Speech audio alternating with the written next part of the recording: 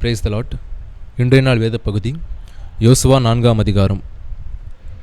ஜனங்கள் எல்லாரும் யோர்தானை கடந்து தீர்ந்தபோது கர்த்தர் யோசுவாவை நோக்கி, நீங்கள் ஒவ்வொரு கோத்திரத்திற்கு ஒவ்வொருவராக ஜனங்களில் 12 பேரை தெரிந்து கொண்டு இங்கே யோர்தானின் நடுவிலே ஆசாரியர்களின் கால்கள் நின்ற இடத்திலே 12 கற்களை எடுத்து அவைகளை உங்களோட கூட அக்கறைக்கு கொண்டு போய் நீங்கள் இன்று இரவில் தங்கும் ஸ்தானத்திலே அவைகளை வையுங்கள் என்று அவர்களுக்கு கட்டளையிடுங்கள் என்றார். அப்பொழுது யோசுவா இஸ்ரவேல் புத்திரரில் ஒவ்வொரு கோத்திரத்திற்கு ஒவ்வொருவராக ஆயத்தப்படுத்தியிருந்த 12 பேரை அழைத்து அவர்களை நோக்கி, நீங்கள் யோர்தானின் மத்தியில் உங்கள் தேவனாகிய கர்த்தரின் பெட்டிக்கு முன்பாக கடந்து போய் உங்களுக்குள்ளே ஒரு அடையாளமாயிருக்கும்படிக்கு இஸ்ரவேல் புத்திரருடைய கோத்திரங்களின் இலக்கத்திற்கு சரியாக உங்களில் ஒவ்வொருவன் ஒவ்வொரு கல்லை தன் தோளின் மேல் எடுத்துக்கொண்டு போங்கள். நாளை இந்த கற்கள் ஏதென்று உங்கள் பிள்ளைகள் உங்களை கேட்கும்போது நீங்கள் கர்த்தருடைய உடன்படிக்கையை பெட்டி முன்பாக யோர்தானின் தண்ணீர் பிரிந்து போனதினால் அவைகளை வைக்கப்பட்டிருக்கிறது. யோர்தானை கடந்து போகிற போது யோர்தானின் தண்ணீர் பிரிந்து போயிற்று. ஆகையால் இந்த கற்கள் இஸ்ரவேல் புத்திரருக்கு என்றென்றைக்கும் நினைப்பூட்டும் அடையாளம் என்று சொல்லுங்கள் என்றான். யோசுவா கட்டளையிட்டபடி இஸ்ரவேல் புத்திரர் செய்து கர்த்தர் யோசுவாவோடு சொன்னபடியே இஸ்ரவேல் புத்திரருடைய கோத்திரங்களின் இலக்கத்திற்கு சரியாக 12 கற்களை யோர்தானின் நடுவிலே எடுத்து அவைகளை தங்களோட கூட அக்கறைக்கு கொண்டு போய் தங்கள் தங்கின் இடத்திலே வைத்தார்கள். யோர்தானின் நடுவில் உடன்படிக்கை பெட்டியை சுமந்து ஆசாரியன் கால்கள் நின்ற இடத்திலே யோசுவா 12 கற்களை நாட்டினான். அவைகள் இந்நாள் மட்டும் அங்கே இருக்கிறது. மோசே யோசுவாவுக்கு கட்டளையிட்டிருந்த எல்லாவற்றின்படியும் ஜனங்களுக்கு சொல்லும்படி கர்த்தர் யோசுவாவுக்கு கட்டளையிட்டவை எல்லாம் செய்து முடியும் மட்டும் இப்பெட்டியை சுமக்கிற ஆசாரியர் யோர்தானின் நடுவே நின்றார்கள். ஜனங்கள் தீவிரித்து கடந்து போனார்கள். ஜனமெல்லாம் கடந்து போன பின்பு கர்த்தருடைய பெட்டியை கடந்தது. ஆசாரியர் ஜனத்துக்கு முன்பாக போனார்கள். ரூபன் புத்திரரும் காத் புத்திரரும் மனாசேயின் பாதி கோத்திரத்தாரும் மோசே தங்களுக்கு சொன்னபடியே அணியா இஸ்ரவேல் புத்திரருக்கு முன்பாக கடந்து போனார்கள். ஏறக்குறைய 40,000 பேர் யுத்த சன்னதராய் யுத்தம் பண்ணும்படி கர்த்தருக்கு முன்பாக எரிகோவின் சமனான வெளிக்கும் கடந்து போனார்கள். அந்நாளிலே கர்த்தர் யோசுவாவை சகல இஸ்ரவேலரின் கண்களுக்கு முன்பாகவும் மேன்மைப்படுத்தினார். அவர்கள் மோசேக்கு பயந்தது போல அவனுக்கும் அவன் உயிரோடு இருந்த நாளெல்லாம் பயந்திருந்தார்கள். கர்த்தர் யோசுவாவை நோக்கி, சாட்சியின் பெட்டியை சுமைக்கிற ஆசாரியர் யோர்தானிலிருந்து கரையேறும்படி அவர்களுக்கு கட்டளையிடு என்று சொன்னார். யோசுவா யோர்தானிலிருந்து கரையேறி வாருங்கள் என்று ஆசாரியர்களுக்கு கட்டளையிட்டான். அப்பொழுது கர்த்தருடைய உடன்படிக்கை பெட்டியை சுமைக்கிற ஆசாரியர் யோர்தான் நடுவிலிருந்து ஏறி அவர்கள் உள்ளங்கால்கள் கரையில் ஊன்றினபோது யோர்தானின் தண்ணீர்கள் தங்களிடத்திற்கு திரும்பி முன்போல அதன் கரையெங்கும் புரண்டது. இந்த பிரகாரமாக முதல் மாதம் 10ஆம் தேதியில் ஜனங்கள் யோர்தானிலிருந்து கரையேறி எரிகோவுக்கு கீழெல்லையான கில்காலிலே பாளையம் இறங்கினார்கள். அவர்கள் யோர்தானில் எடுத்து கொண்டிருந்த அந்த 12 கற்களையும் யோசுவா கில்காலிலே நாட்டி இஸ்ரவேல் புத்திரர் நோக்கி, நாளை உங்கள் பிள்ளைகள் இந்த கற்கள் ஏதென்று தங்கள் பிதாக்களை கேட்கும்போது நீங்கள் உங்கள் பிள்ளைகளுக்கு அறிவிக்க வேண்டியது என்னவென்றால், இஸ்ரவேலர் வெட்டாந்தரை வழியாய் இந்த யோர்தானை கடந்து வந்தார்கள். பூமியின் சகல ஜனங்களும் கர்த்தருடைய கரம் பலத்ததென்று அறியும்படிக்கும் நீங்கள் சகல நாளும் உங்கள் தேவனாகிய கர்த்தருக்கு பயப்படும்படிக்கும் உங்கள் தேவனாகிய கர்த்தர் சிவந்த சமுத்திரத்தின் தண்ணீரை நாங்கள் கடந்து தீரும் மட்டும் எங்களுக்கு முன்பாக வற்றிப்போக பண்ணினது போல உங்கள் தேவனாகிய கர்த்தர் யோர்தானின் தண்ணீருக்கும் செய்து அதை உங்களுக்கு முன்பாக நீங்கள் கடந்து தீருமளவும் வற்றிப்போக பண்ணினார் என்று அறிவிக்க கடவீர்கள் என்றான். 5ஆம் அதிகாரம். இஸ்ரவேல் புத்திரர் கடந்து தீருமளவும் கர்த்தர் யோர்தானின் தண்ணீரை அவர்களுக்கு முன்பாக வற்றிப்போக பண்ணினதை யோர்தானுக்கு மேல்கரையில் குடியிருந்த எமோரியரின் சகல ராஜாக்களும் சமுத்திரத்தருகே குடியிருந்த கானானியரின் சகல ராஜாக்களும் கேட்டது முதற்கொண்டு அவர்கள் இருதயம் கரைந்து இஸ்ரவேல் புத்திரருக்கு முன்பாக சோர்ந்து போனார்கள். அக்காலத்திலே கர்த்தர் யோசுவாவை நோக்கி, நீ கருக்கான கத்திகளை உண்டாக்கி திரும்ப 2ஆம் விசை இஸ்ரவேல் புத்திரரை விருத்த சேதனம் பண்ணு என்றார். அப்பொழுது யோசுவா கருக்கான கத்திகளை உண்டாக்கி இஸ்ரவேல் புத்திரரை ஆர்தோல் மேட்டிலே விருத்த சேதனம் பண்ணினான். யோசுவா இப்படி விருத்த சேதனம் பண்ணின முகாந்திரம் என்னவென்றால், எகிப்திலிருந்து புறப்பட்ட சகல ஆண் மக்களாகிய யுத்த புருஷர் எல்லாரும் எகிப்திலிருந்து புறப்பட்ட பின்பு வழியில் வனாந்திரத்திலே மாண்டு போனார்கள். எகிப்திலிருந்து புறப்பட்ட எல்லா ஜனங்களுக்கும் விருத்த சேதனம் பட்டிருந்தார்கள். அவர்கள் எகிப்திலிருந்து புறப்பட்ட பின்பு வழியில் வனாந்திரத்திலே பிறந்த சகல ஜனங்களும் விருத்த சேதனம் பண்ணப்படாமல் இருந்தார்கள். கர்த்தருடைய சத்தத்திற்கு கீழ்ப்படியாமல் போன எகிப்திலிருந்து புறப்பட்ட யுத்த புருஷரான யாவரும் மாலும் மட்டும் இஸ்ரவேல் புத்திரர் 40 வருஷம் வனாந்திரத்தில் நடந்து திரிந்தார்கள். கர்த்தர் எங்களுக்கு கொடுக்கும்படி அவர்கள் பிதாக்களுக்கு ஆணையிட்ட பாலும் தேனும் ஓடுகிற தேசத்தை அவர்கள் காண்பதில்லை என்று கர்த்தர் அவர்களுக்கு ஆணையிட்டிருந்தார். அவர்களுக்கு பதிலாக அவர் எழும்ப பண்ணின அவர்கள் பிள்ளைகளை யோசுவா விருத்த சேதனம் பண்ணினான். வழியிலே அவர்கள் விருத்த சேதனம் பண்ணாததினால் அவர்கள் விருத்த சேதனம் இல்லாதிருந்தார்கள். ஜனங்கள் எல்லாரும் விருத்த சேதனம் பண்ணப்பட்டு தீர்ந்த பின்பு அவர்கள் குணமாக மட்டும் தங்கள் இடத்திலே பாளையத்தில் தரித்திருந்தார்கள். கர்த்தர் யோசுவாவை நோக்கி, இன்று எகிப்தின் நிந்தையை உங்கள் மேல் இராதபடிக்கு புரட்டி போட்டேன் என்றார். அதனால் அந்த ஸ்தலம் இந்நாள் வரைக்கும் கில்கால் எண்ணப்படுகிறது. இஸ்ரவேல் புத்திரர் கில்காலில் பாளையமிறங்கியிருந்து மாதத்தின் 14ஆம் தேதி அந்த நேரத்திலே எரிகோவின் சமனான வெளியிலே பஸ்காவை ஆசரித்தார்கள். பஸ்காவின் மறுநாள் ஆகிய அன்றைய தினம் அவர்கள் தேசத்தினுடைய தானியத்தால் ஆகிய புளிப்பில்லாத அப்பங்களை சுட்ட கதிர்களையும் புசித்தார்கள். அவர்கள் தேசத்தின் தானியத்திலே புசித்த மறுநாளிலே மன்னா பெய்யாமல் ஒழிந்தது. அது முதல் இஸ்ரவேல் புத்திரருக்கு மன்னா இல்லாதமோர் அவர்கள் கானான் தேசத்து பலனை அந்த வருஷத்திலே புசித்தார்கள். பின்னும் யோசுவா எரிகோவின் வெளியிலிருந்து தன் கண்களை ஏறெடுத்து பார்க்கும்போது இதோ ஒருவர் அவனுக்கு எதிரே நின்றார்.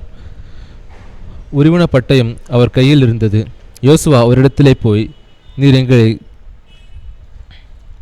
சேர்ந்தவரோ எங்கள் சத்துருக்களை சேர்ந்தவரோ என்று கேட்டான். அதற்கு அவர், அல்ல, நான் கர்த்தருடைய சேனையின் அதிபதியாய் இப்பொழுது வந்தேன் என்றார்.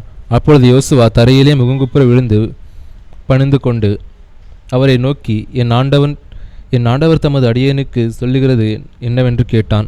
அப்பொழுது கர்த்தருடைய சேனையின் அதிபதி யோசுவாவை நோக்கி, உன் கால்களில் இருக்கிற பாதரட்சைகளை கழற்றி போடு, நீ நிற்கிற இடம் பரிசுத்தமானது என்றார். யோசுவா அப்படியே செய்தான். 6ஆம் அதிகாரம். எரிகோ இஸ்ரவேல் புத்திரருக்கு முன்பாக அடைக்கப்பட்டிருந்தது. ஒருவரும் வெளியே போகவும் இல்லை, ஒருவரும் உள்ளே வரவும் இல்லை. கர்த்தர் யோசுவாவை நோக்கி, இதோ எரிகோவையும் அதன் ராஜாவையும் யுத்த வீரரையும் உன் கையிலே ஒப்பு கொடுத்தேன். யுத்த புருஷராகிய நீங்கள் அனைவரும் பட்டணத்தை சூழ்ந்து ஒரு தரம் சுற்றி வாருங்கள். இப்படி 6 நாள் செய்ய கடவீர்கள். 7 ஆசாரியர் பெட்டியை முன்பாக 7 கொம்பு எக்காலங்களையும் பிடித்து கொண்டு போக வேண்டும். 7ஆம் நாளிலே பட்டணத்தை 7 தரம் சுற்றி வரக்கடவீர்கள். ஆசாரியர் எக்காலங்களை ஊத வேண்டும். அவர்கள் அந்த கொம்புகளினால் நெடுந்தோணி இடும்போது நீங்கள் எக்கால சத்தத்தை கேட்கும் போதும் ஜனங்கள் எல்லாரும் மகா ஆரவாரத்தோடு ஆர்ப்பரிக்க கடவார்கள். அப்பொழுது பட்டணத்தின் அலங்கம் இடிந்து விடும். உடனே ஜனங்கள் அவரவர் தங்களுக்கு நேராக ஏறக்கடவர்கள் என்றார். அந்தபடியே நூனின் குமாரனாகிய யோசுவா ஆசாரியரை அழைத்து, உடன்படிக்கை பெட்டியை எடுத்துக்கொண்டு போங்கள். தொனிக்கும் 7 எக்காலங்களையும் 7 ஆசாரியர்கள் கர்த்தருடைய பெட்டி முன்பாக பிடித்து கொண்டு போக கடவர்கள் என்று சொல்லி ஜனங்களை நோக்கி, பட்டணத்தை சுற்றி நடந்து போங்கள். யுத்த சன்னத்தரானவர்கள் கர்த்தரின் பெட்டிக்கு முன் நடக்க கடவர்கள் என்றான். யோசுவா ஜனங்களிடத்தில் பேசின உடனே தொனிக்கும் 7 எக்காலங்களை பிடித்திருக்கிற 7 ஆசாரியர்கள் கர்த்தருக்கு முன்பாக நடந்து எக்காலங்களை ஊதினார்கள். கர்த்தருடைய உடன்படிக்கை பெட்டி அவர்களுக்கு பின் சென்றது. எக்காலங்களை ஊதுகிற ஆசாரியருக்கு முன் யுத்த சன்னத்தரானவர்கள் நடந்தார்கள். பின்தண்டு எக்காலங்கள் ஊதப்படும் போது பெட்டிக்கு பின் சென்றது. யோசுவா ஜனங்களை நோக்கி, நான் சொல்லும் நாள் மட்டும் நீங்கள் ஆர்ப்பரியாமலும் உங்கள் வாயினால் சத்தம் காட்டாமல் இருங்கள். உங்கள் வாயிலிருந்து ஒரு பேச்சும் புறப்பட வேண்டாம். ஆர்ப்பரியுங்கள் என்று உங்களுக்கு நான் சொல்லும் நாளிலே ஆர்ப்பரிப்பீர்கள் என்று கட்டளையிட்டிருந்தான். அப்படியே கர்த்தரின் பெட்டி பட்டணத்தை சூழ்ந்து ஒரு தரம் சுற்றி வர பண்ணினான். அவர்கள் திரும்ப பாளையத்திலே வந்து பாளையத்தில் ராத்தங்கினார்கள். யோசுவா அதிகாலமே எழுந்திருந்தான். ஆசாரியர்கள் கர்த்தரின் பெட்டியை சுமந்து கொண்டு போனார்கள். தனிக்கும் 7 எக்காலங்களை பிடிக்கிற 7 ஆசாரியர்களும் எக்காலங்களை ஊதிக்கொண்டே கர்த்தரின் பெட்டிக்கு முன்பாக நடந்தார்கள். யுத்த சன்னதரானவர்கள் அவர்களுக்கு முன்னாலே நடந்தார்கள். பின்தண்டோவனில் எக்காலங்களை ஊதப்படுகையில் கர்த்தரின் பெட்டிக்கு பின் சென்றது. 2ஆம் நாளிலும் பட்டணத்தை ஒரு தரம் சுற்றி வந்து பாளையத்துக்கு திரும்பினார்கள். இந்தபடி 6 நாளும் செய்தார்கள். 7ஆம் நாளில் அதிகாலமே கிழக்கு வெளுக்கும்போது எழுந்திருந்து அந்த பிரகாரமே பட்டணத்தை 7 தரம் சுற்றி வந்தார்கள். அன்றைய தினத்தில் மாத்திரம் பட்டணத்தை 7 தரம் சுற்றி வந்தார்கள். 7ஆம் தரம் ஆசாரியர்கள் எக்காலங்களை ஊதுகையில் யோசுவா ஜனங்களை நோக்கி, ஆர்ப்பரியுங்கள், பட்டணத்தை கர்த்தர் உங்களுக்கு ஒப்பு கொடுத்தார். ஆனாலும் இந்த பட்டணமும் இதில் உள்ள யாவும் கர்த்தருக்கு சாபத்தீட்டா இருக்கும்.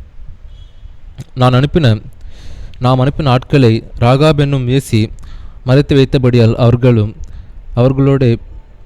அவளோட வீட்டுக்குள் இருக்கிற அனைவரும் மாத்திரம் உயிரோடு இருக்க கடவர்கள்.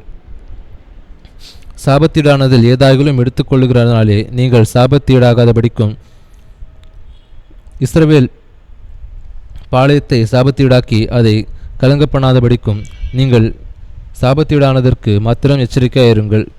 சகல வெள்ளையும் பொன்னும் வெண்கலத்தினும் இரும்பினாலும் செய்யப்பட்ட பாத்திரங்களும் கர்த்தருக்கு பரிசுத்தமானவைகள்.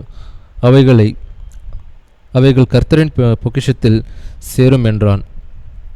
இக்காலங்களை ஊதுகையில் ஜனங்கள் ஆர்ப்பரித்தார்கள்.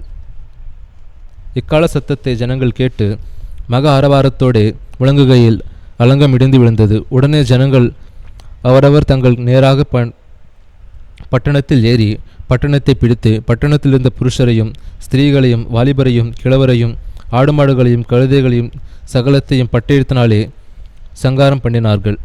யோசுவா தேசத்தை வேவு பார்த்த 2 புருஷரை நோக்கி, நீங்கள் அந்த வேசியின் வீட்டிலே போய் நீங்கள் அவளுக்கு ஆணையிட்டபடி அந்த ஸ்திரீயையும் அவளுக்கு உண்டான யாவையும் அங்கே இருந்து வெளியே கொண்டு வாருங்கள் என்றான்.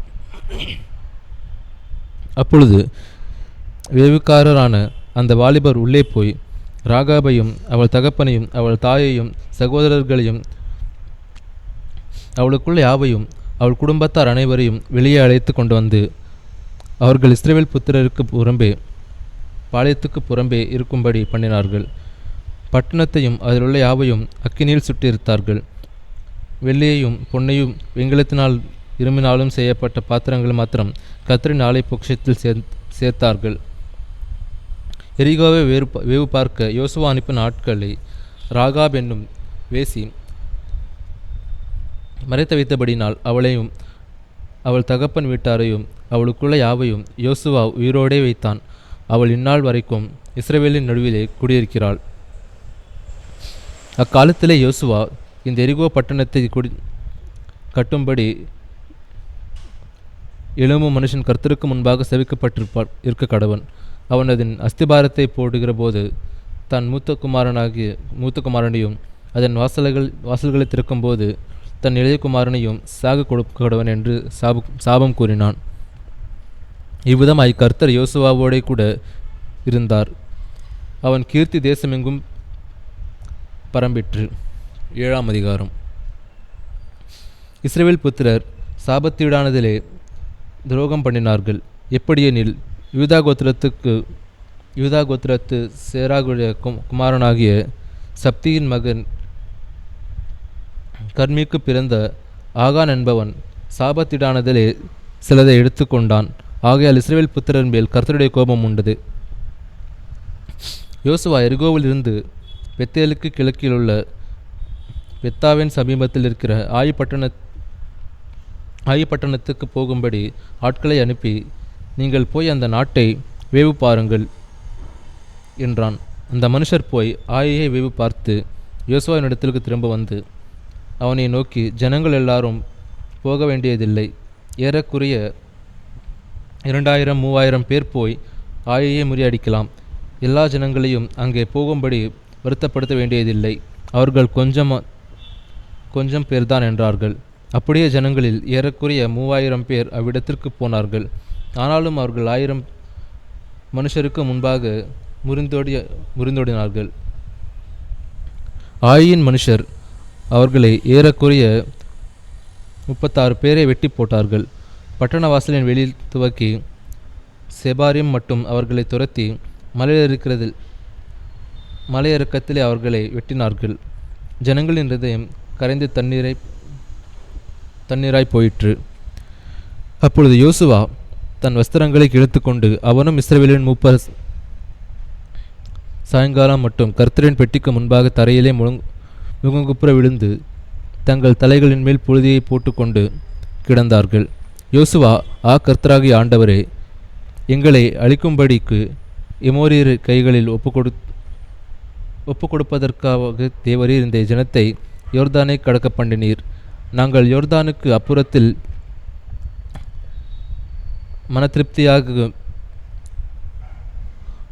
மனதிருப்தியாக இருந்து விட்டோமானால் நலமாயிருக்கும். ஆண்டவரே, இஸ்ரவேலர் தங்கள் சத்துருக்களுக்கு முதுகை காட்டினார்கள். இப்பொழுது நான் என்ன சொல்லுவேன்? கானானியரும் தேசத்துக்கு குடிகள் யாவரும் இதை கேட்டு எங்களை வளைத்து கொண்டு எங்கள் பேரை பூமியில் இராதபடிக்கு வேறற்று போக பண்ணுவார்கள். அப்பொழுது உமது மகத்தான நாமத்துக்கு என்ன செய்வீர் என்றான். அப்பொழுது கர்த்தர் யோசுவாவை நோக்கி, எழுந்திரு, நீ இப்படி முகங்குப்புற விழுந்து இருக்கிறது என்ன? இஸ்ரவேலர் பாவம் செய்தார்கள். நான் அவர்களுக்கு கட்டளையிட்ட என் உடன்படிக்கையை மீறினார்கள். சாபத்தீடானதில் எடுத்துக்கொண்டதும் களவு செய்ததும் வஞ்சித்ததும் தங்கள் பண்டம்பாடிகளுக்குள்ளே வைத்ததும் உண்டே. ஆதலால் இஸ்ரவேல் புத்திரர் தங்கள் சத்துருக்களுக்கு முன்பாக நிற்கக்கூடாமல் தங்கள் சத்துருக்களுக்கு முதுகை காட்டினார்கள். அவர்கள் சாபத்தீடானார்கள். நீங்கள் சாபத்தீடானதை உங்கள் நடுவிலிருந்து நிக்கிரம் பண்ணாவிட்டால் இனி உங்களோட இரேன். எழுந்திரு, நீ ஜனங்களை பரிசுத்தம் பண்ணி சொல்ல வேண்டியது என்னவென்றால், நாளைய தினத்துக்கு உங்களை பரிசுத்தம் பண்ணி கொள்ளுங்கள். இஸ்ரவேலரே, சாபத்தீடானது உங்கள் நடுவே இருக்கிறது. நீங்கள் சாபத்தீடானதை உங்கள் நடுவிலிருந்து விலக்காதிருக்கும் மட்டும் நீங்கள் உங்கள் சத்துருக்களுக்கு முன்பாக நிற்கக்கூடாது என்று இஸ்ரவேலின் தேவனாக கர்த்தர் சொல்லுகிறார். காலையிலே உங்கள் கோத்திரமாக வர வேண்டும். அப்பொழுது கர்த்தர் குறிக்கிற கோத்திர வம்சமாக வர வேண்டும். கர்த்தர் குறிக்கிற வம்சம் குடும்பமாக வர வேண்டும். கர்த்தர் குறிக்கிற குடும்பம் பேராக வர வேண்டும் என்று சொல். அப்பொழுது சாபத்தீடானதை எடுத்தவனாய் கண்டுபிடிக்கப்படுகிறவன் கர்த்தரின் உடன்படிக்கையை மீறி இஸ்ரவேலின் மதிக்கீடான காரியத்தை செய்தபடினால் அவனுக்குள் யாவும் அக்கினியில் சுட்டிருக்க கடவுது என்றார். யோசுவா அதிகாலமே எழுந்திருந்து இஸ்ரவேலரை கோத்திரமாக வர பண்ணினான். அப்பொழுது யூதாவின் கோத்திரம் குறிக்கப்பட்டது. அவன் யூதாவின் வம்சங்களிலே வரப்பண்ணும்போது சேராகியரின் வம்சம் குறிக்கப்பட்டது. அவன் சேராகியரின் வம்சத்தை பேராக வரப்பண்ணின போது சப்தி குறிக்கப்பட்டான்.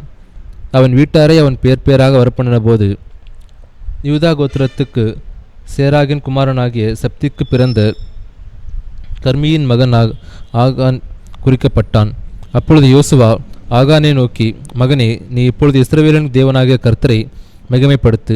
அவருக்கு முன்பாக அறிக்கை பண்ணி, நீ செய்ததை எனக்கு சொல், அதை எனக்கு ஒழிக்காதே என்றான். அப்பொழுது ஆகான் யோசுவாவுக்கு பிரதியுத்தரமாக, மேலாகவே நான் இஸ்ரவேலின் தேவனாகிய கர்த்தருக்கு விரோதமாக பாவம் செய்தேன். இன்னென்ன பிரகாரமாக செய்தேன். கொள்ளையிலே நேர்த்தியான ஒரு பாபிலோனிய சால்வையையும் 200 வெள்ளை சேக்கலையும் 50 சேக்கல் நிறையான ஒரு பொன் பாலத்தையும் நான் கண்டு அவைகளை நிச்சயித்து எடுத்துக்கொண்டேன். இதோ அவைகள் என் கூடாரத்தின் மத்தியிலே பூமிக்குள் புதைத்திருக்கிறது, வெள்ளி அதன் அடியில் இருக்கிறது என்றான். உடனே யோசுவா ஆட்களை அனுப்பினான். அவர்கள் கூடாரத்திற்கு ஓடினார்கள். அவனுடைய கூடாரத்தில் அது புதைத்திருந்தது, வெள்ளியும் அதன் கீழ் இருந்தது. அவைகளை கூடாரத்தின் மத்தியிலிருந்து எடுத்து யோசுவாவினிடத்திலும் இஸ்ரவேல் புத்திரர் எல்லாரிடத்திலும் கொண்டு வந்து கர்த்தருடைய சமூகத்தில் வைத்தார்கள். அப்பொழுது யோசுவாவும் இஸ்ரவேலர் எல்லாரும் கூட சேராகின் புத்திரராகிய ஆகானையும் அந்த வெள்ளியையும் சால்வையையும் பொன்பாலத்தையும் அவன் குமாரரையும் குமாரத்திகளையும் அவன் ஆடு மாடுகளையும் கழுதைகளையும் ஆடுகளையும் அவன் கூடாரத்தையும் அவனுக்குள்ளே ஆவையும் எடுத்து ஆகோர் பள்ளத்தாக்கு கொண்டு போனார்கள். அங்கே யோசுவா, நீ எங்களை கலங்க பண்ணினது என்ன? இன்று கர்த்தர் உன்னை கலங்க பண்ணுவார் என்றான். அப்பொழுது இஸ்ரவேலர் எல்லாரும் அவன் மேல் கல்லெறிந்து அவைகளை அக்கினியிலே சுட்டெரித்து கற்களினால் மூடி அவன் மேல் இருந்த இந்நாள் வரைக்கும் இருக்கிற பெரிய குவியலை குவித்தார்கள். இப்படியே கர்த்தர் தமது கோபத்தின் உக்கிரத்தை விட்டு பமாறினார். ஆகையால் அவ்விடம் இந்நாள் வரைக்கும் ஆகோர் பள்ளத்தாக்கு எனப்படும். 8ஆம் அதிகாரம். அப்பொழுது கர்த்தர் யோசுவாவை நோக்கி, நீ பயப்படாமலும் கலங்காமலும் இரு. நீ யுத்த ஜனங்கள் யாவரையும் கூட்டிக் கொண்டு எழுந்து ஆய் பட்டணத்தின் மேல் போ. இதோ ஆயின் ராஜாவையும் அவன் ஜனத்தையும் அவன் பட்டணத்தையும் அவன் நாட்டையும் உன் கையிலே ஒப்பு கொடுத்தேன். நீ எரிகோவுக்கு அதன் ராஜாவுக்கும் செய்தது போல ஆய்க்கும் அதன் ராஜாவுக்கும் செய்ய கடவாய். அதில் கொள்ளையிட்ட பொருள்களையும் மிருகஜீவன்களையும் உங்களுக்கு கொள்ளையாக எடுத்துக்கொள்ளலாம். பட்டணத்துக்கு பின்னாலே பதிவிடை வை என்றார்.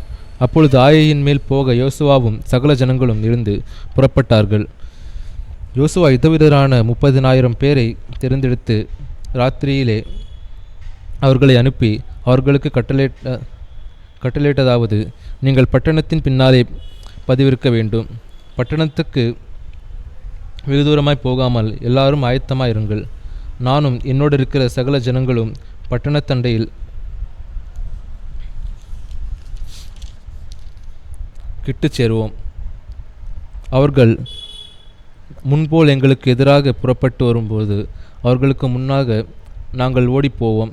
அப்பொழுது அவர்கள் முன்போல் நமக்கு முன்னாக முறிந்து போகிறார்கள் என்று சொல்லி எங்களை துரத்த புறப்படுவார்கள். நாங்களோ அவர்களை பட்டணத்தை விட்டு இப்பாலே வரப்பண்ண மட்டும் அவர்களுக்கு முன்னாக ஓடுவோம். அப்பொழுது நீங்கள் பதிவிலிருந்து எழும்பி வந்து பட்டணத்தை பிடிக்க வேண்டும். உங்கள் தேவனாகிய கர்த்தர் அதை உங்கள் கைகள் ஒப்பு கொடுப்பார். நீங்கள் பட்டணத்தை பிடிக்கும்போது அதை தீக்கொளுத்தி போடுங்கள். கர்த்தருடைய சொற்படி செய்யுங்கள். இதோ நான் உங்களுக்கு கட்டளையிட்டிருக்கிறேன் என்று சொல்லி அவர்களை அனுப்பினார். அவர்கள் போய் பெத்தேலுக்கும் ஆய்க்கும் நடுவே ஆய்க்கு மேற்காக பதிவிருந்தார்கள். யோசுவா அன்று ராத்திரி ஜனங்களுக்குள் தங்கினான். அதிகாலமே யோசுவா எழுந்திருந்து ஜனங்களை இலக்கம் பார்த்து இஸ்ரவேலின் மூப்பரோடே கூட ஜனங்களுக்கு முன்னாலே நடந்து ஆயின் மேல் போனான். அவனோடு இருந்த யுத்த ஜனங்கள் எல்லாரும் நடந்து பட்டணத்துக்கு எதிரே சேர்ந்து ஆய்க்கு வடக்கே பாளையம் இறங்கினார்கள். அவர்களுக்கு ஆய்க்கும் நடுவே ஒரு பள்ளத்தாக்கு இருந்தது. அவன் ஏறக்குறைய 5000 பேரை பிரிந்தெடுத்து அவர்களை பெத்தேலுக்கு ஆய்க்கும் நடுவே பட்டணத்திற்கு மேலாண்டில் பதிவிடையாக வைத்தான்.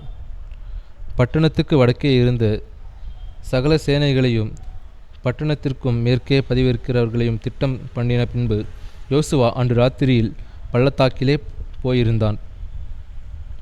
ஆயின் ராஜா அதை கண்டபோது அவனும் பட்டணத்தின் மனுஷராகிய அவனுடைய சகல ஜனங்களும் தீவிரித்து அதிகாலமே குறித்த வேளையில் இஸ்ரவேலருக்கு எதிரே யுத்தம் பண்ண சமனான வெளிக்கு நேராக புறப்பட்டார்கள். பட்டணத்துக்கு பின்னாலே தனக்கு பதிவிடை வைத்திருக்கிறதை அவன் அறியாதிருந்தான். யோசுவாவும் இஸ்ரவேலர் எல்லாரும் அவர்களுக்கு முன்னாக முறிந்து வனாந்திரத்துக்கு போகிற வழியே ஓடிப்போனார்கள். அப்பொழுது பட்டணத்துக்குள் இருந்த ஜனங்கள் எல்லாரும் அவர்களை துரத்தும்படி கூப்பிட்டு கொண்டு யோசுவாவையும் பின்தொடர்ந்து பட்டணத்தை விட்டு அப்புறப்பட்டார்கள். ஆயிலும் பெத்தேலிலும் இஸ்ரவேலரை பின்தொடராத மனுஷன் இருந்ததில்லை. பட்டணத்தை திறந்து வைத்துவிட்டு இஸ்ரவேலரை துரத்தி கொண்டு போனார்கள். அப்பொழுது கர்த்தர் யோசுவாவை நோக்கி, உன் கையில் இருக்கிற ஈட்டியை ஆய்க்கு நேராக நீட்டு, அதை உன் கையில் ஒப்புக் கொடுப்பேன் என்றார். அப்படியே யோசுவா தன் கையில் இருந்த ஈட்டியை பட்டணத்துக்கு நேராக நீட்டினான்.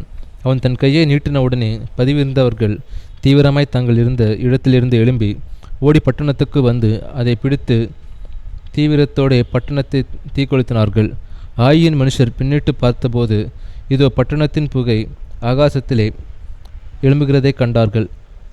அப்பொழுது அங்கும் இங்கும் ஓடிப்போகிறதற்கு அவர்களுக்கு இடமில்லாமற் போயிற்று. வனாந்திரத்திற்கு ஓடின ஜனங்கள் தங்களை தொடர்ந்தவர்கள் முகமாய் திரும்பினார்கள்.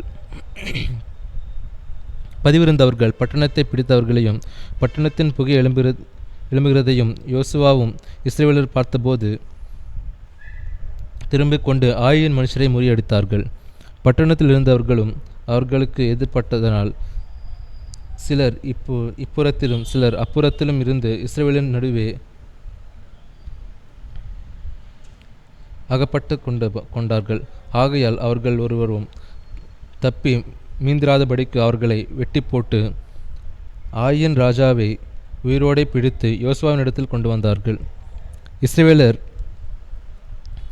வனாந்திர வெளியிலே தங்களை துரத்தின ஆயின் குடிகளை எல்லாம் வெட்டி தீர்ந்தபோது அவர்கள் அனைவரும் நாசமாகும் மட்டும் பட்டய கரிக்கினால் விழுந்து இறந்து போனதும் இஸ்ரவேலர் எல்லாரும் ஆயிக்கு திரும்பி அதை பட்டய கரிக்கினால் சங்கரித்தார்கள். அந்நாளிலே ஆணும் பெண்ணுமாக ஆயின் மனுஷர் எல்லாரும் 12,000 பேர் விழுந்தார்கள். ஆயின் குடிகளை எல்லாம் சங்கரித்து தீரும் மட்டும் யோசுவா ஈட்டியை நீட்டிக் கொண்டிருந்து தன் கையை மடக்கவில்லை. கர்த்தர் யோசுவாவுக்கு கட்டளையிட்ட வார்த்தையின்படி மிருகஜீவனையும் அந்த பட்டணத்தின் கொள்ளையையும் மாத்திரம் இஸ்ரவேல் எடுத்துக்கொண்டார்கள். யோசுவா ஆயையை சுட்டரித்து அதை இந்நாள் வரைக்கும் இருக்கிறபடி என்றைக்கும் பாழாய்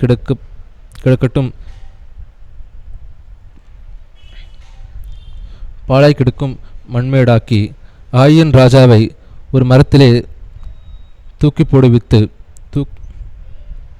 சாயங்காலம் மட்டும் அதிலே தொங்கவிட்டான். சூரியன் அஸ்தமானமான பின்பு யோசுவா அவன் உடலை மரத்தை விட்டு இறக்க சொன்னான். அதை பட்டண வாசலில் போட்டு இந்த நாள் வரைக்கும் இருக்கிற பெரிய கற்குவிலை அதன் மேல் குவித்தார்கள். அப்பொழுது யோசுவா கர்த்தரின் தாசனாகிய மோசே இஸ்ரவேல் புத்திரருக்கு கட்டளையிட்டிருக்கிறபடியும் மோசேயின் நியாயப்பிரமாண புஸ்தகத்தில் எழுதியிருக்கிறபடியும் ஏபால் பர்வதத்திலே இஸ்ரவேலின் தேவனாகிய கர்த்தருக்கு இருப்பாயுதம் படாத முழு கற்களினால் ஒரு பலிபீடத்தை கட்டினான்.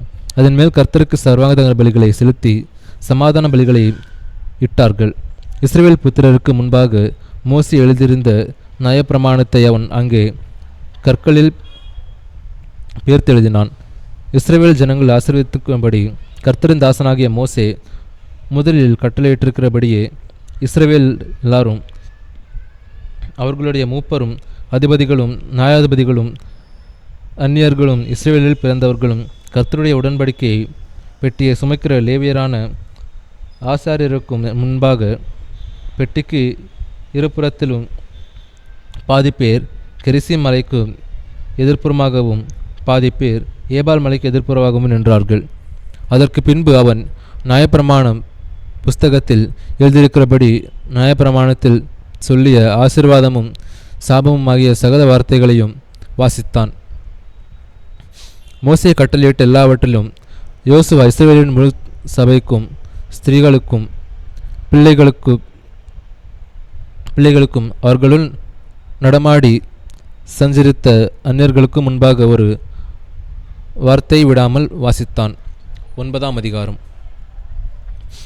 யோர்தானுக்கு இப்புறத்திலே மலைகளிலும் பள்ளத்தாக்குகளிலும் லீபனோனுக்கு எதிரான பெரிய சமுத்திரத்தின் எமோரியரும் கானானியரும் பெரிசியரும் ஏவியரும் எபூசியருமானவர்களுடைய சகல ராஜாக்களும் அதை கேள்விப்பட்டபோது அவர்கள் ஒருமனப்பட்டு யோசுவாவோடும் இஸ்ரவேலரோடும் யுத்தம் பண்ண ஏகமாய் கூடினார்கள். எரிகோவுக்கும் ஆயுக்கும் யோசுவா செய்ததை கிபியோனின் குடிகள் கேள்விப்பட்டபோது ஒரு தந்திரமான யோசனை பண்ணி தங்களை ஸ்தானாபதிகள் போல காண்பித்து பழைய இரட்டு பைகளையும் பீரலும் பொத்தலுமான பழைய திராட்சரசத்துத்திகளையும் தங்கள் கழுதைகள் மேல் வைத்து பழுது பார்க்கப்பட்ட பழைய பாதரட்சைகளை தங்கள் கால்களில் போட்டு பழைய வஸ்திரங்களை உடுத்தி கொண்டார்கள். வழிக்கு அவர்கள் கொண்டு போன அப்பமெல்லாம் உலர்ந்ததும் பூசணம் பூத்ததுமாயிருந்தது. அவர்கள் கில்காலில் இருக்கிற பாளையத்துக்கு யோசுவாவின் இடத்தில் போய் அவனையும் இஸ்ரவேல் புத்திரரையும் நோக்கி, நாங்கள் தூரதேசத்திலிருந்து வந்தவர்கள், எங்களோடே உடன்படிக்கை பண்ணுங்கள் என்றார்கள். அப்பொழுது இஸ்ரவேல் மனுஷர் அந்த ஏவியரை நோக்கி, நீங்கள் எங்கள் நடுவிலே குடியிருக்கிறவர்களுக்கும் நாங்கள் எப்படி உங்களோடே உடன்படிக்கை பண்ணலாம் என்றார்கள். அவர்கள் யோசுவாவை நோக்கி, நாங்கள் உமக்கு அடிமைகள் என்றார்கள். அதற்கு யோசுவா, நீங்கள் யார், எங்கே இருந்து வந்தீர்கள் என்று கேட்டான். அதற்கு அவர்கள், உம்முடைய தேவனாகிய கர்த்தருடைய நாமத்தின் பிரஸ்தாபத்தை கேட்டு உமது அடியாராகிய நாங்கள் வெகு தூரதேசத்திலிருந்து வந்தோம். அவருடைய கீர்த்தியையும் அவர் எகிப்திலே செய்த யாவையும் அவர் எஸ்போனின் ராஜாவாகிய சீகேனும் அஸ்தரோத்திலிருந்த பாசானின் ராஜாவாகிய ஓகும் என்கிற யோர்தானுக்கு அப்புறத்திலிருந்த எமோரியரின் 2 ராஜாக்களுக்கும் செய்த யாவையும் கேள்விப்பட்டோம். ஆகையால் எங்கள் மூப்பரும் எங்கள் தேசத்து குடிகள் எல்லாரும் எங்களை நோக்கி, உங்கள் கைகளில் வழிக்கு ஆகாரம் எடுத்துக்கொண்டு அவர்களுக்கு எதிர்கொண்டு போய் அவர்களிடத்தில், நாங்கள் உங்கள் அடியார் உங்களோட உடன்படிக்கை பண்ண வேண்டும் என்று சொல்லுங்கள் என்று சொன்னார்கள். உங்களிடத்தில் வர நாங்கள் புறப்படுகிற அன்றே எங்கள் வழிப்பிரயாணத்துக்கு இந்த அப்பத்தை சுட சுட எங்கள் வீட்டிலிருந்து எடுத்துக்கொண்டு வந்தோம். இப்பொழுது இதோ உலர்ந்து பூர்ணம் பூத்திருக்கிறது. நாங்கள் இந்த திராட்சரசத்தை துருத்திகளை நிரப்புகையில் புதிதாக இருந்தது, ஆனாலும் இதோ கிழிந்து போயிற்று. எங்கள் வஸ்திரங்களும் பாதரட்சைகளும் நெடுந்தூரமான பிரயாணத்தினாலே பழசாய் போயிற்று என்றார்கள். அப்பொழுது இஸ்ரவேல் கர்த்தருடைய வாக்கை கேளாமல் அவர்களுடைய போஜன பதார்த்தத்தில் சிறிது வாங்கி கொண்டார்கள். யோசுவா அவர்களோட சமாதானம் பண்ணி அவர்களை உயிரோடு காப்பாற்றும் உடன்படிக்கை அவர்களோட பண்ணினான். அதற்காக சபையின் பிரபுக்கள் அவர்களுக்கு ஆணையிட்டு கொடுத்தார்கள். அவர்களோட உடன்படிக்கை பண்ணி 3 நாள் சென்ற பின்பு அவர்கள் தங்கள் அயலார் என்றும் தங்கள் நடுவே குடியிருக்கிறவர்கள் என்றும் கேள்விப்பட்டார்கள். இஸ்ரவேல் புத்திரர் பிரயாணம் பண்ணுகையில் 3ஆம் நாளில் அவர்கள் பட்டணங்களுக்கு வந்தார்கள். அந்த பட்டணங்கள் கிபியோன், கெபிரா, பெயரோத், கீரியத்தாரிம் என்பவர்கள். சபையின் பிரபுக்கள் அவர்களுக்கு இஸ்ரவேலின் தேவனாகிய கர்த்தர் பேரில் ஆணையிட்டு கொடுத்திருந்தபடியினால் இஸ்ரவேல் புத்திரர் அவர்களை சங்காரம் பண்ணவில்லை. ஆனாலும் சபையார் எல்லாரும் பிரபுக்களின் மேல் முறுமுறுத்தார்கள். அப்பொழுது சகல பிரபுக்களும் சபையார் யாவரும் நோக்கி, நாங்கள் இஸ்ரவேலின் தேவனாகிய கர்த்தர் பேரில் அவர்களுக்கு ஆணையிட்டு கொடுத்தோம். ஆதலால் அவர்களை நாம் தொடக்கூடாது. கடுங்கோபம் நம்மேல் வராதபடிக்கு நாம் அவர்களுக்கு இட்ட ஆணை நிமித்தம் நாம் அவர்களை உயிரோடு வைத்து அவர்களுக்கு ஒன்று செய்வோம். பிரபுக்களாகிய நாங்கள் அவர்களுக்கு சொன்னபடி அவர்கள் உயிரோடு இருந்து சபையார் எல்லாருக்கும் விறகு வெட்டுகிறவர்களாகவும் தண்ணீர் எடுக்கிறவர்களாகவும் இருக்க கடவர்கள் என்று பிரபுக்கள் அவர்களோடே சொன்னார்கள். பின்பு யோசுவா அவர்களை வளைப்பித்து, நீங்கள் எங்கள் நடுவே கூடியிருக்கிற போது நாங்கள் உங்கள் வெகு தூரமாக இருக்கிறவர்கள் என்று சொல்லி எங்களை வஞ்சித்தது என்ன? இப்போதும் நீங்கள் சபிக்கப்பட்டவர்கள், என் தேவனுடைய ஆலயத்துக்கு விறகு வெட்டுகிறவர்களும் தண்ணீர் எடுக்கிறவர்களுமான பணிவிடைக்காரராக இருப்பீர்கள். இந்த ஊழியம் உங்களை விட்டு நீங்க மாட்டாது என்றான். அவர்கள் யோசுவாவுக்கு பிரதியுத்தரமாக, தேசத்தை எல்லாம் உங்களுக்கு ஒப்புக் கொடுக்கவும் தேசத்தின் குடிகளை எல்லாம் உங்களுக்கு முன்பாக அளிக்கவும் உம்முடைய தேவனாகிய கர்த்தர் தமது தாசனாகிய மோசேக்கு கட்டளையிட்டது உமது அடியாருக்கு நிச்சயமாகவே அறிவிக்கப்பட்டதினால் நாங்கள் எங்கள் ஜீவ நிமித்தம் உங்களுக்கு மிகவும் பயந்து இந்த காரியத்தை செய்தோம்.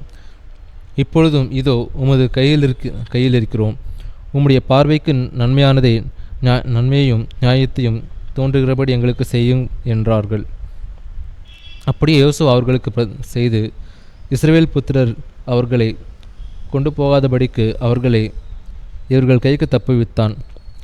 இந்நாள் மட்டும் இருக்கிறபடியே அந்நாளிலே அவர்களை சபைக்கு கர்த்தர் தெரிந்து கொள்ளும் இடத்தில் இருக்கும் அவர்களுடைய பலிபீடத்துக்கும் விறகு வெட்டுறவர்களாகவும் தண்ணீர் எடுக்கிறவர்களாகவும் மாக்கினான். 10ஆம் அதிகாரம்.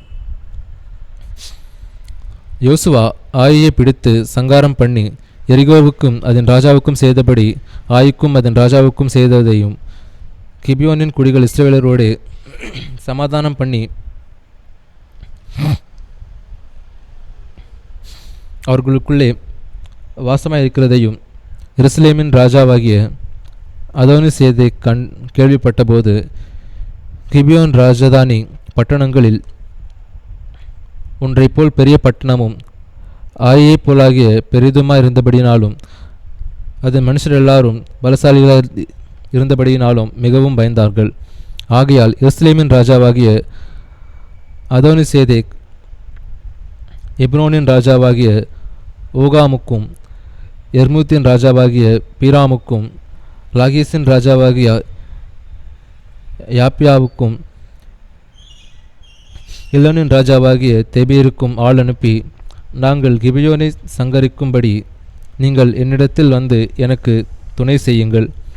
அவர்கள் யோசுவாவோடும் இஸ்ரவேல் புத்திரரோடும் சமாதானம் பண்ணினார்கள் என்று சொல்லி அனுப்பினான். அப்படி எருசலேமின் ராஜா, எப்ரோன் ராஜா, எர்மூத்தின் ராஜா, லாகீசின் ராஜா, எக்லோனின் ராஜா என்கிற எமோரியரின் 5 ராஜாக்களும் கூடிக்கொண்டு அவர்களும் அவர்களுடைய எல்லா சேனைகளையும் போய் கிபியோனுக்கு முன்பாக பாளையம் இறங்கி அதன் மேல் யுத்தம் பண்ணினார்கள். அப்பொழுது கிபியோனின் மனுஷர்கள் கில்காலில் இருக்கிற பாளையத்துக்கு யோசுவாவினிடத்தில் ஆள் அனுப்பி, உமது அடியாரை கைவிடாமல் சீக்கிரமாய் எங்களிடத்தில் வந்து எங்களை ரட்சித்து எங்களுக்கு துணை செய்யும். பர்வதங்களிலே குடியிருக்கிற எமோரியரின் ராஜாக்கள் எல்லாரும் எங்களுக்கு விரோதமாய் கூடினார்கள் என்று சொன்னார்கள். உடனே யோசுவாவும் அவனோடே கூட சகல யுத்த மனுஷரும் சகல பராக்கிரமசாலிகளும் கில்காலிலிருந்து போனார்கள். கர்த்தர் யோசுவாவை நோக்கி, அவர்களுக்கு பயப்படாயாக, உன் கைகளில் அவர்களை ஒப்புக் கொடுத்தேன். அவர்களில் ஒருவரும் உனக்கு முன்பாக நிற்பதில்லை என்றார். யோசுவா கில்காலிலிருந்து முழுவதும் நடந்து திடீரென்று அவர்கள் மேல் வந்துவிட்டான். கர்த்தர் அவர்களை இஸ்ரவேலின் முன்பாக கலங்க பண்ணினார். ஆகையால் அவர்களை கிபியோனிலே மகா சங்காரமாக மடங்கடித்து பெத்தோரோனுக்கு போகிற வழியிலே துரத்தி அசெக்கா மட்டும் மக்கெத்தா மட்டும் முறியடித்தார்கள். அவர்கள் பெத்தோரோனிலிருந்து இறங்குகிற வழியிலே இஸ்ரவேலருக்கு முன்பாக ஓடிப்போகையில் அசெக்கா மட்டும் ஓடுகிற அவர்கள் மேல் கர்த்தர் வானத்திலிருந்து பெரிய கற்களை விழப்பண்ணினார். அவர்கள் செத்தார்கள். இஸ்ரவேல் புத்திரர் பட்டயத்தால் கொன்றவர்களையும் பார்க்கிலும் கண்மலையினால் செத்தவர்கள் அதிகமாக இருந்தார்கள். கர்த்தர் எமோரியரை இஸ்ரவேல் புத்திரருக்கு முன்பாக ஒப்புக் கொடுக்கிற அந்நாளிலே யோசுவா கர்த்தரை நோக்கி பேசி, பின்பு இஸ்ரவேலின் கண்களுக்கு முன்பாக, சூரியனே நீ கிபியோன் மேலும், சந்திரனே நீ அயலோன் பள்ளத்தாக்கின் மேலும் தரித்து நில்லுங்கள் என்றான். அப்பொழுது ஜனங்கள் தங்கள் சத்துருக்களுக்கு நீதியை சிரிக்கட்டும் மட்டும் சூரியன் தெரித்தது, சந்திரனும் நின்றது. இது யாசேரின் புத்திரில் எழுதியிருக்கவில்லையா? அப்படியே சூரியன் அஸ்தமிக்க தீவிரிக்காமல் ஏறக்குறைய ஒரு பகல் முழுவதும் நடுவானத்தில் நின்றது. இப்படி கர்த்தர் ஒரு மனிதனுடைய சொல் கேட்ட அந்நாளை ஒத்த நாள், அதற்கு முன்னும் இல்லை அதற்கு பின்னும் இல்லை. கர்த்தர் இஸ்ரவேலுக்காக யுத்தம் பண்ணினார். பின்பு யோசுவா இஸ்ரவேல் அனைவரோடும் கூட அனைத்தோடும் கூட கில்காலில் இருக்கிற பாளையத்துக்கு திரும்பினான். அந்த 5 ராஜாக்களும் ஓடிப்போய் மக்கெதாவில் இருக்கிற ஒரு கெபியில் ஒளிந்து கொண்டார்கள். 5 ராஜாக்களும் மக்கெதாவில் இருக்கிற ஒரு கெபியில் ஒளிந்திருந்து அகப்பட்டார்கள் என்று யோசுவா அறிவிக்கப்பட்டது. அப்பொழுது யோசுவா பெரிய கற்களை கெபியின் வாயிலே புரட்டி அவ்விடத்தில் அவர்களை காவல் காக்க மனுஷரை வையுங்கள். நீங்களோ நில்லாமல் உங்கள் சத்துருக்களை துரத்தி அவர்களுக்கு பின் படைகளை வெட்டி போடுங்கள். அவர்களை தங்கள் பட்டணங்களிலே பிரவேசிக்க ஒட்டாதிருங்கள். உங்கள் தேவனாகிய கர்த்தர் அவர்களை உங்கள் கையில் ஒப்பு கொடுத்தார்கள் என்றார். யோசுவாவும் இஸ்ரவேல் புத்திரரும் அவர்களை மகா பெரிய சங்காரமாய் அவர்கள் அழியுமளவும் சங்கரித்தார்கள். அவர்களில் மீதியானவர்கள் அரணான பட்டணங்களுக்குள் புகுந்தார்கள். ஜனங்கள் எல்லாரும் சுகமாய் மக்கெதாவில் இருக்கிற பாளையத்திலே யோசுவாவினிடத்திற்கு திரும்பி வந்தார்கள். இஸ்ரவேல் புத்திரருக்கு விரோதமாக ஒருவனும் தன் நாவை அசைக்கவில்லை. அப்பொழுது யோசுவா கெபியின் வாயை திறந்து அந்த 5 ராஜாக்களையும் அந்த கெபில் இருந்து என்னிடத்திற்கு வெளியே கொண்டு வாருங்கள் என்றான். அவர்கள் அப்படியே செய்து எருசலேமின் ராஜாவும் எபிரோனின் ராஜாவும் எர்மூத்தின் ராஜாவும் லாகேசின் ராஜாவும் எக்லோனின் ராஜாவும் ஆகிய 5 ராஜாக்களையும் அந்த கெபியிலிருந்து அவனிடத்திற்கு வெளியே கொண்டு வந்தார்கள். அவர்களை யோசுவாவினிடத்திற்கு கொண்டு வந்தபோது யோசுவா இஸ்ரவேல் மனுஷரை எல்லாரும் அழைப்பித்து தன்னோடு கூட வந்த யுத்த மனுஷரின் அதிபதிகளை நோக்கி, நீங்கள் கிட்ட வந்து உங்கள் கால்களை இந்த ராஜாக்களுடைய கழுத்துகளின் மேல் வையுங்கள் என்றான். அவர்கள் கிட்ட வந்து தங்கள் கால்களை அவர்கள் கழுத்துகளின் மேல் வைத்தார்கள். அப்பொழுது யோசுவா அவர்களை நோக்கி, நீங்கள் பயப்படாமலும் கலங்காமலும் பலத்துதிடனாயிருங்கள். நீங்கள் யுத்தம் பண்ணும் உங்கள் சத்துருக்கள் எல்லாம் கர்த்தர் இப்படியே செய்வார் என்றான். அதற்கு பின்பு யோசுவா அவர்களை வெட்டி கொன்று 5 மரங்களிலே தூக்கி போட்டான். சாயங்காலம் மட்டும் மரங்களில் தொங்கினார்கள். சூரியன் அஸ்தமிக்கிற வேளையிலே யோசுவா அவர்களை மரங்களிலிருந்து இறக்க கட்டளையிட்டான். அவர்கள் ஒளிந்து கொண்டிருந்த கெபியிலே அவர்களை போட்டு இந்நாள் வரைக்கும் இருக்கிற பெரிய கற்களை கெபியின் வாயிலே அடைத்தார்கள். அந்நாளிலே யோசுவா மக்கெதாவை பிடித்து அதை பட்டய கரைக்கினாலும் அழித்த அதன் ராஜாவையும் அதிலுள்ள மனுஷராகிய சகல நரஜீவன்களையும் ஒருவரையும் மீதியாக வைக்காமல் சங்காரம் பண்ணி எரிகோவின் ராஜாவுக்கு செய்தது போல மக்கெதாவின் ராஜாவுக்கும் செய்தான். மக்கெதாவில் இருந்த யோசுவா இஸ்ரவேல் அனைவரோடும் கூட லிப்னாவுக்கு புறப்பட்டு லிப்னாவின் மேல் யுத்தம் பண்ணினான். கர்த்தர் அதையும் அதன் ராஜாவையும் இஸ்ரவேல் கையிலே ஒப்பு கொடுத்தார். அதையும் அதில் உள்ள சகல நரஜீவன்களையும் ஒருவரையும் அதிலே மீதியாய் வைக்காமல் பட்டை கறிக்கினாலும் அழித்து எரிகோவின் ராஜாவுக்கு செய்தது போல அதன் ராஜாவுக்கும் செய்தான். லிப்னாவில் இருந்த யோசுவா இஸ்ரவேல் அனைத்தோடும் கூட லாகீசுக்கு புறப்பட்டு அதற்கு எதிரே பாளையம் இறங்கி அதன் மேல் யுத்தம் பண்ணினான். கர்த்தர் லாகீசை இஸ்ரவேலின் கையில் ஒப்பு கொடுத்தார். அதை 2ஆம் நாளிலே பிடித்து லிப்னாவுக்கு செய்தது போல் அதையும் அதிலுள்ள எல்லா நரஜீவன்களையும் பட்டய கருக்கான அழித்தான். அப்பொழுது கேசேரின் ராஜாவாகிய ஓராம் லாகீசுக்கு துணை செய்யும்படி வந்தான். யோசுவா அவனையும் அவன் ஜனத்தையும் ஒருவனும் மீதியாய் இராதபடிக்கு வெட்டி போட்டான். லாகீஸிலிருந்து யோசுவாவும் இஸ்ரவேலர் அனைவரும் எல்கோனுக்கு புறப்பட்டு அதற்கு எதிரே பாளையம் இறங்கி அதன் மேல் யுத்தம் பண்ணி அதை அந்நாளிலே பிடித்து பின்பு எக்லோனிலிருந்து யோசுவாவும் இஸ்ரவேல் அனைவரும் எப்ரோனுக்கு புறப்பட்டு அதன் மேல் யுத்தம் பண்ணி அதை பிடித்து எக்லோனுக்கு செய்தது போல் அதையும் அதன் ராஜாவையும் அதற்கு அடுத்த எல்லா பட்டணங்களையும் அதிலுள்ள சகல நரஜீவன்களையும் ஒருவரையும் மீதை வைக்காமல் பட்டய கறிக்கினால் அழித்தார்கள். அதையும் அதிலுள்ள சகல நரஜீவன்களையும் சங்காரம் பண்ணினான். பின்பு யோசுவா இஸ்ரவேலர் அனைவரோடும் கூட தெபீருக்கு திரும்பி போய் அதன் மேல் யுத்தம் பண்ணி அதையும் அதன் ராஜாவையும் அதை சேர்ந்த எல்லா பட்டணங்களையும் பிடித்தான். அவைகளை பட்டை கறிக்கினால் அழித்து அதிலுள்ள நரஜீவன்களை எல்லாம் ஒருவரையும் மீதியை வைக்காமல் சங்காரம் பண்ணினார்கள். எபிரோனுக்கும் லிப்னாவுக்கும் அவைகள் ராஜாவுக்கும் செய்தது போல தெபீருக்கும் அதன் ராஜாக்களுக்கும் செய்தான். இப்படியே யோசுவா மலை தேசம் அனைத்தையும் தென்தேசத்தையும் சமபூமியையும் நீர்ப்பாய்ச்சலான இடங்களையும் அவைகளின் எல்லா ராஜாக்களையும் ஒருவரையும் மீதாய் வைக்காமல் அழித்து இஸ்ரவேலின் தேவனாகிய கர்த்தர் கட்டளையிட்டபடியே சுவாசமுள்ள எல்லாவற்றையும் சங்காரம் பண்ணி காதேஸ் பர்னேயா துவக்கி காசா மட்டும் இருக்கிறதையும் கிபியோன் மட்டும் இருக்கிற கோசேன் தேசம் அனைத்தையும் அழித்தான். அந்த ராஜாக்கள் எல்லாரையும் அவர்கள் தேசத்தையும் யோசுவா ஒரு மிக்க பிடித்தான். இஸ்ரவேலின் தேவனாகிய கர்த்தர் இஸ்ரவேலுக்காக யுத்தம் பண்ணினார். பின்பு யோசுவா இஸ்ரவேல் அனைத்தோடும் கூட கில்காலில் இருக்கிற பாளையத்துக்கு திரும்பினான். ஆமீன்.